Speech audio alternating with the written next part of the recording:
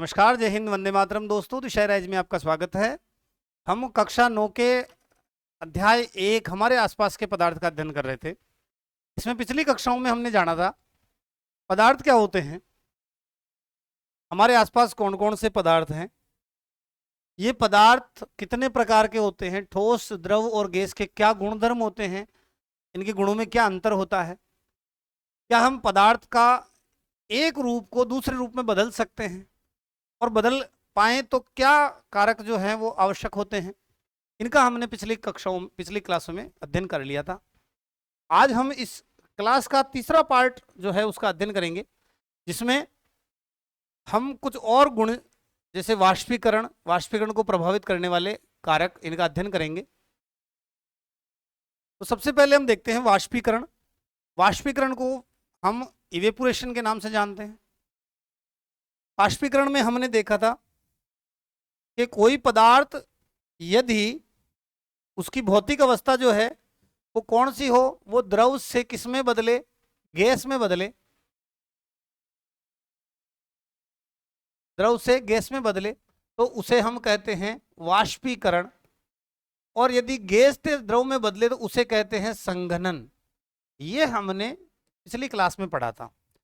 तो पहली बात, पदार्थ द्रव है और किस में बदल रहा है, गैस में। पानी जो है वो किस में बदल रहा है, वाष्प में। यही क्या कहलाता है, वाष्पीकरण कहलाता है।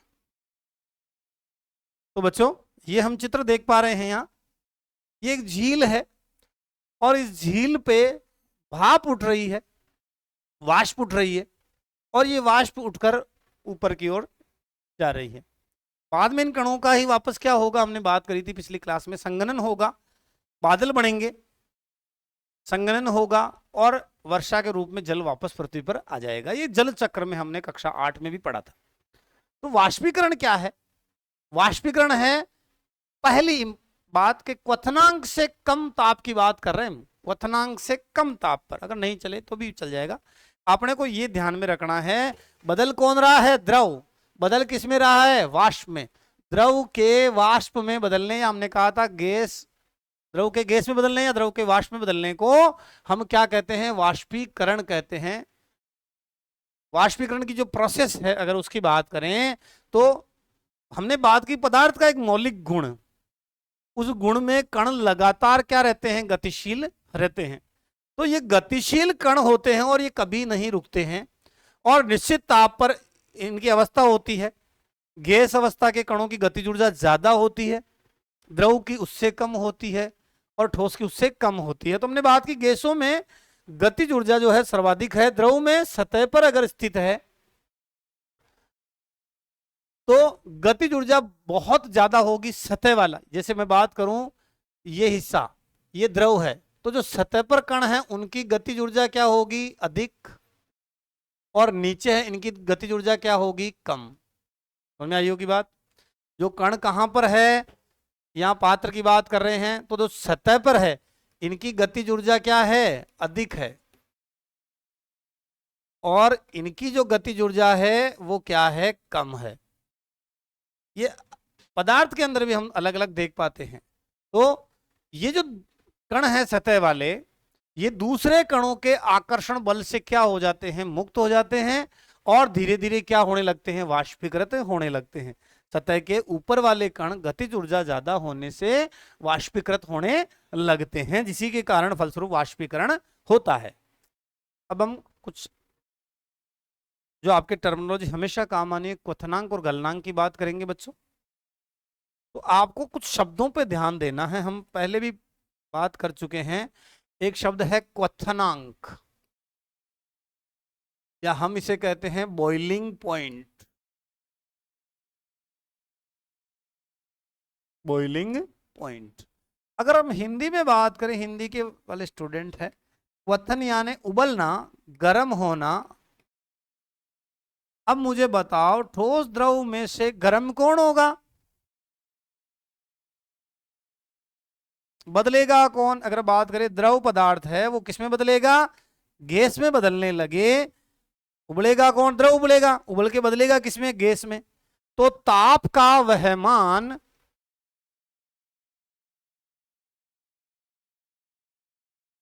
जिस पर कोई पदार्थ द्रव से किस में बदल जाए, गैस में बदलने लगे, वो क्या कहलाता है? क्वथनांक कहलाता है। यदि हम जल की बात करें तो जल का क्वथनांक 100 डिग्री सेल्सियस होता है। अगर केल्विन में बात करें तो 373 केल्विन। पिछली क्लास के लास्ट में हमने ये समझा था संबंध। ये जल का क्या है? क्वथनांक है, और कंठस्थ रखना है बच्चों।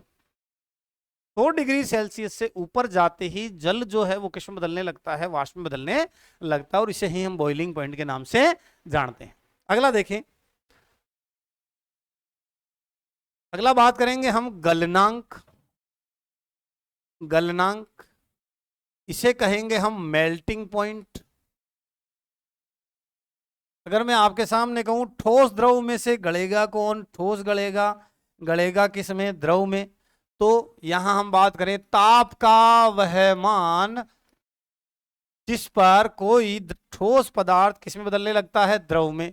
अगर मैं बात करूं जल का गलनांक तो 0 डिग्री सेंटीग्रेड से नीचे जाते ही जल जो है वो, बर्फ जो है वो जल में बदलेगी। और केल्विन में बात करें तो 273 केल्विन ये ताप होता है। वापस देखते हैं अपन। क्वथनांक वायुमंडलीय दाब पर वह तापमान जिस पर कोई द्रव उबलने लगता है, और द्रव का क्वथनांक कहलाता है। जैसे जल का 373 केल्विन, इसे ही हम 100 डिग्री सेल्सियस ताप पर उबलने लगता है, इसलिए क्वथनांक जल का 373 केल्विन है। गलनांक की बात करें तो जिस तापमान पर ठोस पिघलकर द्रव बन जाता है और उस पदार्थ का गलनांक कहलाता है। जैसे बर्फ का गलनांक 273 हमने लिया, 1.16 भी कह सकते हैं, एग्जैक्ट है ये। बर्फ 273.16 पे गलने लगता है।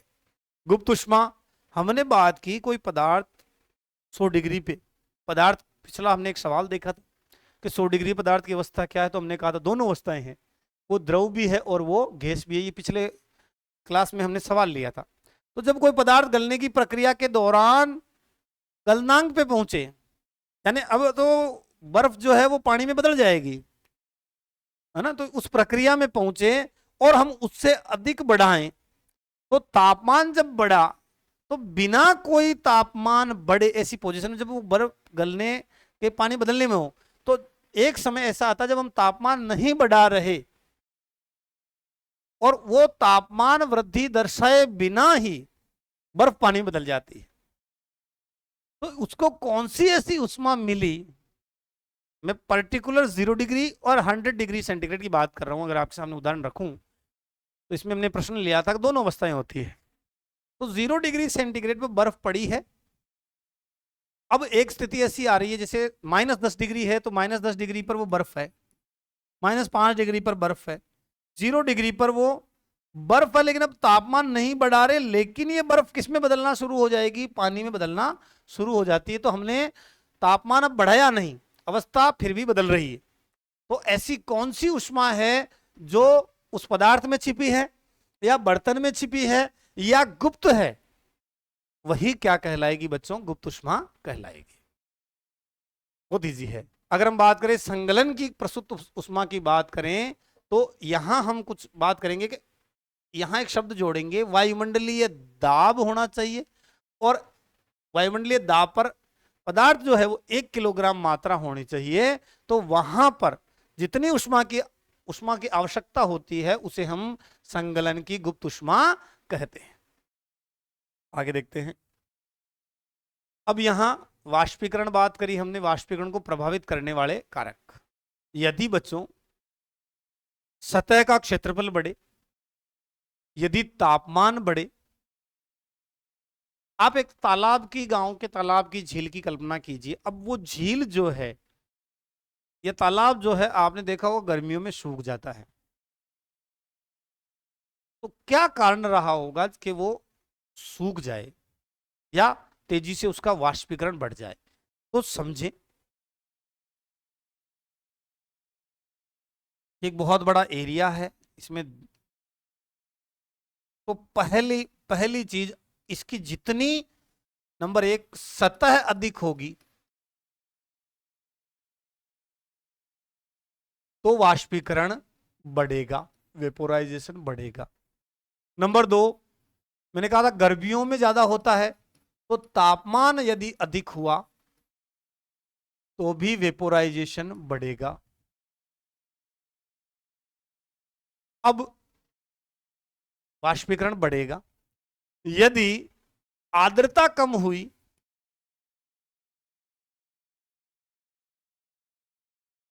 यदि आर्द्रता कम हुई तो भी वाष्पोत्सर्जन की दर जो है वो बढ़ जाएगी।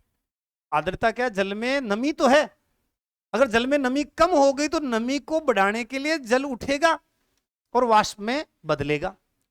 अब यदि हवा भी तेजी से बह रही है या पवन की गति जो है वो तीव्र है तो भी वाष्पीकरण की दर बढ़ जाएगी। तो चार शर्तें हैं। सतह क्षेत्रफल जो है, यहां क्षेत्रफल हो रहेगा, सतह क्षेत्रफल अधिक है तो वाष्पोत्सर्जन बढ़ेगा, तापमान अधिक है तो वाष्पोत्सर्जन बढ़ेगा, आर्द्रता कम है तो बढ़ेगा, और हवा पवन की गति जो है वो बढ़ेगी तो भी वाष्पोत्सर्जन बढ़ेगा। वापस देखते हैं पहला कि भाई सतह बढ़ने पर वाष्पीकरण कैसे बढ़ता है। वाष्पीकरण सतही प्रक्रिया है। सतह बढ़ेगी तो वाष्पीकरण की दर भी बढ़ जाएगी, क्योंकि वाष्पीकरण के दौरान अधिक सतह मिलने पर कण जो है वो अधिक ऊष्मा अवशोषित कर पाते हैं, जिसके कारण कणों की गतिज ऊर्जा जो है, क्योंकि हमने बात की थी कि जो सतह पे कण है, याद करें हमने बात की थी जो सतह पे कण है इनकी गतिज ऊर्जा जो है वो क्या है? अधिक है, और नीचे वाले की गतिज ऊर्जा कम है। तो अगर हमने सतह और बढ़ाई तो गतिज ऊर्जा ज्यादा वाले कण और बढ़ गए, तो जितनी गतिज ऊर्जा बढ़ी उतनी वाष्पोत्सर्जन की दर में वृद्धि हो जाती है। फिर अगला देखें, तापमान में वृद्धि।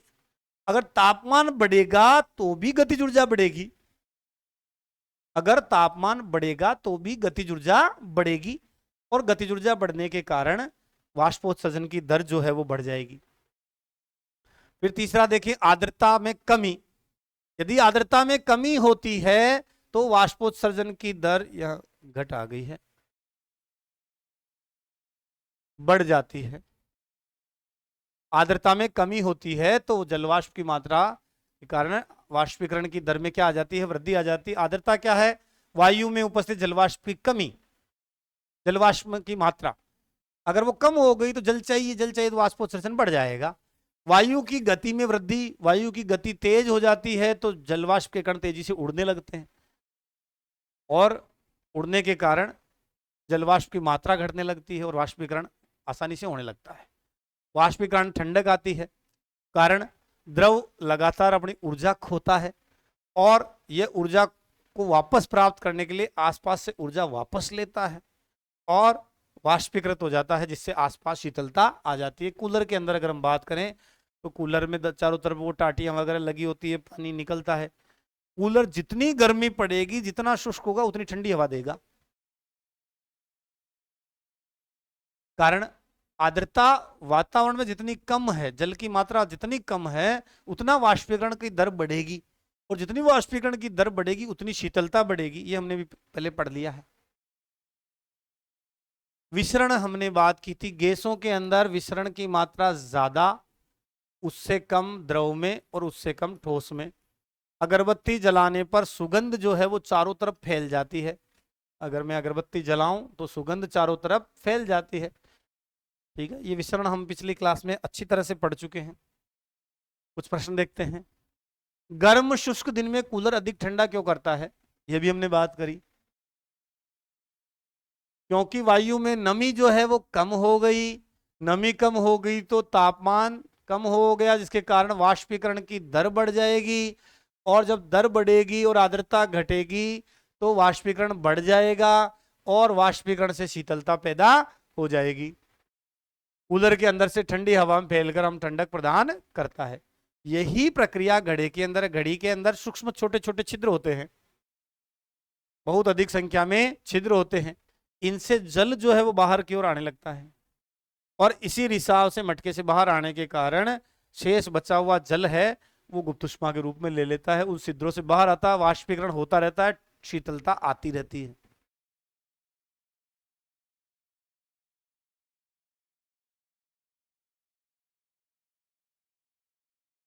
गर्मियों में किस तरह के कपड़े पहनने चाहिए? गर्मियों में सूती कपड़े पहनने चाहिए, और सफेद वस्त्र ज्यादा पहनने चाहिए। आपने साउथ इंडिया में देखा होगा ज्यादातर सफेद वस्त्र पहनते हो, क्योंकि वो किरणों को अपनी ओर अवशोषित नहीं करता, जिससे शरीर गर्म नहीं होता। और सूती वस्त्रों में छिद्र होते हैं, वो छिद्र के कारण पसीने भी वाष्पोत्सर्जित होता रहता है और शरीर शीतल बना रहता है। अभी गर्मी है तो मैंने भी इस हिसाब से ज्यादा सफेद वस्त्र पहनता हूँ, तो गर्मी ज्यादा नहीं लगी। ये भी याद रखना आप। आगे बात करते हैं। अगले दो वैज्ञानिकों की बात है। यहां दो साइंटिस्ट आपको दिख रहे हैं, तो थोड़ा जूम कर लेते हैं। ये दो साइंटिस्ट लोग हमारे ये क्या कहना चाह रहे हैं। ये हमने बात की पदार्थ की अवस्था की। हमने पढ़ा पदार्थ की कितनी अवस्थाएं बच्चों? हमने पढ़ी पदार्थ की 3 अवस्थाएं इस लेसन के अंदर। और पार्ट लेसन जब शुरू किया था हमने, तो मैंने आपको बताया था पदार्थ की अवस्थाएं ठोस, द्रव और गैस। लेकिन बड़ी क्लासों में जाओ तो चुपके से ध्यान रखना, कुछ अवस्थाएं और भी होती है। जैसे हमने बात की प्लाज्मा और बीईसी। बीईसी का पूरा नाम बोस आइंस्टीन कंडेंसेट। ये जो प्लाज्मा अवस्था, इसके बारे में बताया था विलियम क्रुक्स ने। विलियम क्रुक्स ने और 1879 में बताया था। और बीईसी के बारे में बताया था बोस, भारतीय वैज्ञानिक, और आइंस्टीन। ये जो प्लाज्मा अवस्था है, ये प्लाज्मा जो है, ये प्लाज्मा शब्द जो है वो प्लाजो से बना है, उड़ने वाला पदार्थ इसका मतलब होता है। और इसके बारे में सबसे पहले अभी हमने बात की, विलियम क्रुक्स ने बताया था। विलियम क्रुक्स ने बताया था और 1879 में बताया था। एक वैज्ञानिक था जिसका नाम था लैंगमुयर, इसने ये शब्द दिया प्लाज्मा। अब ये जो प्लाज्मा है, ये गैस की आयनीकृत अवस्था है। कौन सी अवस्था है? गैस की आयनीकृत अवस्था है। गैस से अगर हम बात करें प्लाज्मा, तो गैस से प्लाज्मा प्राप्त करने की 2 विधियां अपन बात कर सकते हैं। एक है उच्च ताप पर, उच्च ताप पर, बहुत उच्च ताप पर। अंतरिक्ष में जो तारे वगैरह हैं वो प्लाज्मा के कारण चमकीले देते हैं, वहां उच्च ताप होता है। और एक उच्च विद्युत विभव का।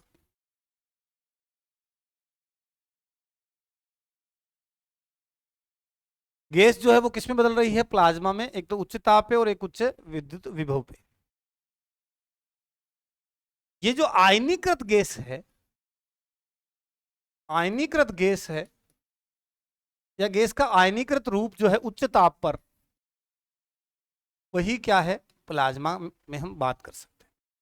ये जो प्लाज्मा अवस्था है, इसकी हम विशेषता की बात करें तो इसमें आयन और इलेक्ट्रॉन का क्या रहता है? मिश्रण रहता है। कुल आवेश जो है वो शून्य होता है। 9th क्लास के हिसाब से आपका पर्याप्त है। वापस बात करते हैं अपन। प्लाज्मा अवस्था कहाँ मिलती है? तो तारों पे, सूर्य पे। अगर हम बात करें बिजली चमक रही है तो बिजली की चमक में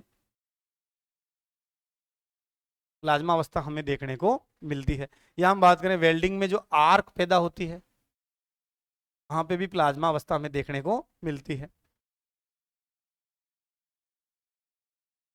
प्लाज्मा कण जो हैं वो बहुत ऊर्जा वाले होते हैं और अत्यधिक उत्तेजित होते हैं।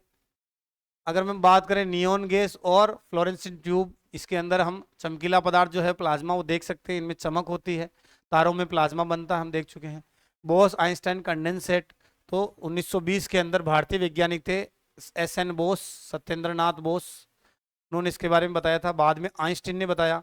2001 के अंदर उल्फगैंग कैटरले, कार्ल ई वेमेन को इसके लिए क्या नोबेल पुरस्कार भी मिला है। और इन्होंने ही कहा था ये 5वीं अवस्था है, बीईसी नाम दिया, बोस आइंस्टीन कंडेंसेट। तो बच्चों ये पदार्थ के बारे में हमने मोटी मोटी समझ विकसित की। पदार्थ क्या हैं, कितने प्रकार के होते हैं। अगर आपको कक्षा 9 के हिसाब से सीधा प्रश्न करें तो हम कहेंगे ठोस, द्रव और गैस।